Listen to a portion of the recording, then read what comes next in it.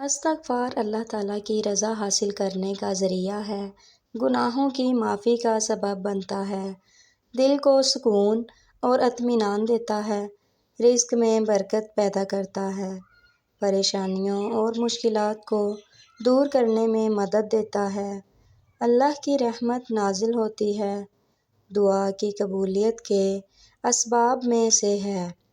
انسان کے دل کو پاک اور نرم بناتا ہے، زندگی میں خیر و برکت بڑھاتا ہے، آخرت میں کامیابی اور